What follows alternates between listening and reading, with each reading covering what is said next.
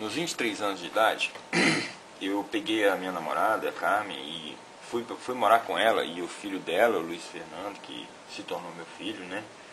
E fui morar na fazenda da minha mãe, lá na região de Itapirapuã, perto de Jussara.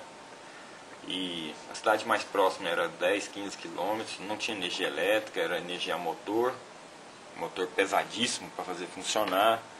Eu capinava quintal, cuidava de galinha, criava porco e tinha umas 40 cabeças de vaca lá que eu também cuidava. E uns 3 boi. Tinha uns cachorros também. Então era uma vida meio de fazendeiro, né? Só que fazendeiro maluco, né?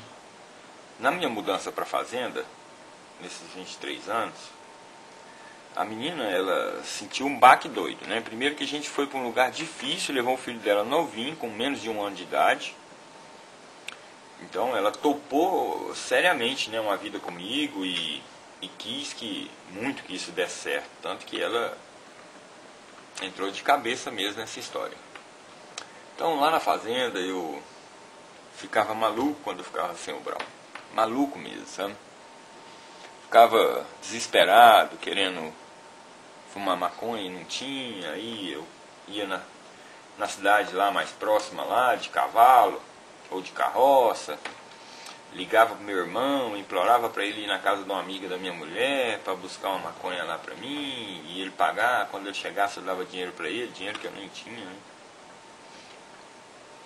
E antes de ir para a fazenda, na realidade, o que me impulsionou a ir para a fazenda é que com esse cara do pó, eu montei um bar, chamava Latitude 2000, ficava atrás da Rei Drogas. E a gente convivia muito nesse bar, né? Então era um bar que tinha som ao vivo e venda de pó. Nós vendia pó lá. Aí ficamos 1 mês, 2 meses com o bar. Já no segundo mês a coisa era muito, muito mesmo movimentada. Gente, pra vocês terem noção, a gente fechava a rua. Fechava. Não tinha como passar gente na rua, porque ficava lotado, passar carro, porque ficava lotado de negro fumando maconha, escutando o rock metaleiro ali, e a gente vendendo carne na chapa, cerveja e cocaína. Então o cara queria um pó, mandava, senta na mesa e pede uma cerveja. Aí nós preparávamos o que ele pedia, ele pegava aquela cerveja, às vezes nem bebia, pagava o pó e ia embora. Aí num certo dia, no terceiro mês, que a gente já estava com um bar, chamava Latitude 2000, era inflamado, o cara que alugou a sala pra gente morava nos fundos, chamou a polícia várias vezes, né, por causa de barulho. Foi até o dia que a polícia fez uma arrumadinha, mandou um cara ir lá no bar para comprar 5 gramas de pó. Eu não estava no bar, tinha saído e ido na casa da minha namorada. Por sorte minha, pois o cara comprou o pó, os polícia chegou lá na mesma hora, né? Chegou com ele lá, o chamado, começou a dar voz de prisão para um monte de negro que estava fumando maconha na rua. Chegou no meu sócio lá, deu um maior baculejo no bar lá, procurou, não achou nada. Aí tinha uns engradados de cerveja assim, empilhados, umas 6 caixas. E meu sócio guardava na última caixa, no lugar de uma cerveja, o patuá dele, 30, 40 gramas de pó, que era o que a gente vendia por noite.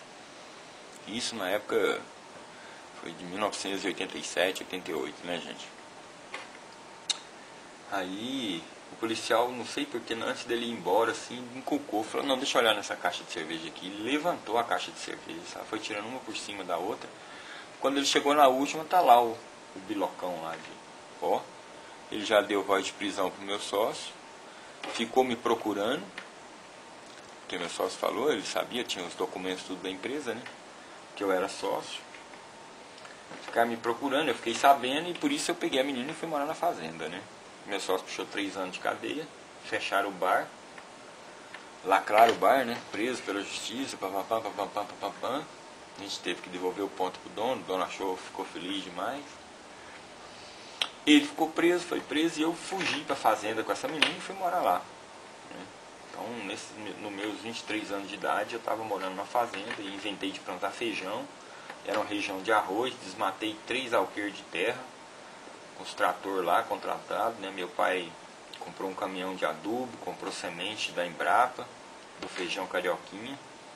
Eu vendi as 40 vacas para pagar isso tudo. E plantamos feijão. 3 alqueires, gente. Sofrimento doido, uns infernos mesmo. Todo dia eu tinha que levantar cedinho para ir lá na lavoura, capinar, bater veneno com aquelas bombas de 20 litros nas costas. Eu vou falar uma coisa para vocês, foi um martírio, um inferno, né? E a sorte quando eu tinha o brau, porque quando eu não tinha era doloroso demais trabalhar. Porque aquilo ou não, a gente fuma baseado, as coisas ficam mais tranquilas, né? Você faz a coisa meio viajando e aquilo ali que é pesado, trabalhoso, oneroso, se torna quase que uma curtição. Então não tem... Eu não reclamo, não falo pra vocês aqui, não fumam maconha, que destrói a vida. Não, não destrói, gente. Fumar maconha não destrói a vida. Fumar maconha não mata igual as pessoas pensam que mata, que morre de câncer, nada disso. Vocês nunca ouviram falar que alguém morreu por causa de maconha.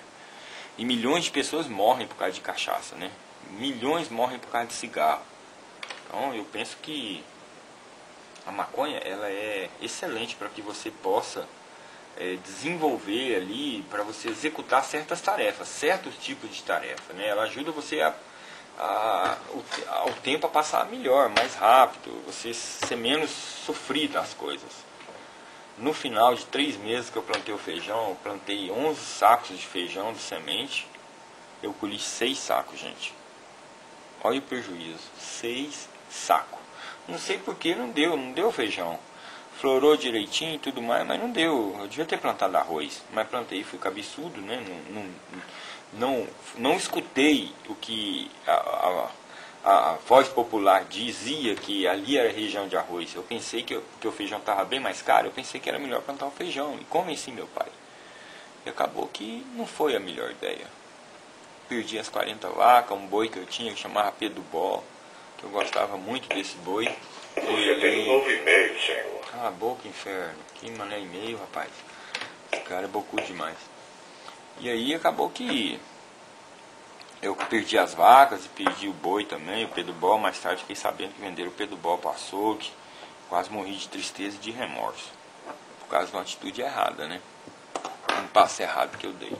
Será que foi porque eu quis ganhar dinheiro demais? Será que foi porque eu fui ambicioso demais? Ou será que foi porque eu não tinha muito controle das coisas? Eu não tinha controle. Tanto que um dia meu pai demorou a chegar na fazenda e eu sabia que ele estava trazendo uma encomenda para mim. Que meu irmão escondeu dentro de umas coisas que ele mandou, que era maconha. E meu pai não chegou, era 1h da tarde assim, eu não aguentei. Peguei o cavalo, selei ele, montei na garupa dele, gente, e rodei 20 quilômetros de estrada para chegar em Itapirapuã, surrando esse cavalo e correndo. Cheguei lá, o cavalo moiadinho mesmo, e eu suando mesmo. Só que eu cheguei na entrada da cidade, quem que eu vejo? Meu pai chegando, meu Deus. Aí meu pai olhou para mim e falou: menino, o que você está fazendo aqui, rapaz? Eu falei: não, pai, eu vim telefonar pro senhor, mas já que o senhor está aqui. Ué, mas o que é isso? O que você está fazendo com esse cavalo? Você vai matar o cavalo? Eu: não, tá tranquilo, pai, pode ir que eu já estou indo atrás do senhor. E aí, meu amigo, a estrada de volta, a hora que eu andei 3, 4 quilômetros, o cavalo estrupiou. Ele não dava conta mais de correr e nem de andar rápido. Ele só dava os passos assim, meio mancando. E o coitado sofrido. Pra vocês terem noção, eu andava assim naquelas poças d'água do lado da estrada, assim, aquelas poçonas d'água gigantes. Eu entrava com o cavalo, eu só caía de cima dele, dentro da água, assim, bebia água junto com o cavalo. O cavalo bebendo de um lado e eu bebendo do lado dele. Bebendo água até mesmo para matar a sede, sabe?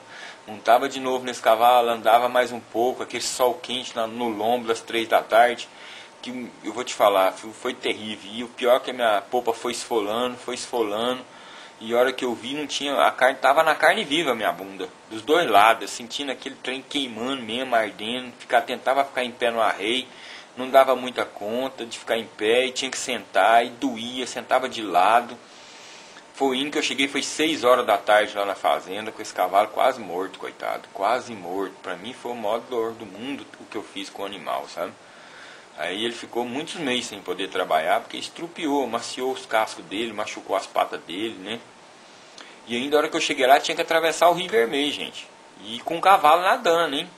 E eu dentro da canoa, segurando o cavalo do lado da canoa, e o peão foi puxando a gente, né? Empurrando a canoa, remando, até atravessar pro outro lado lá. E meu pai: o que é isso, menino? Que coisa doida é essa que você fez e tal?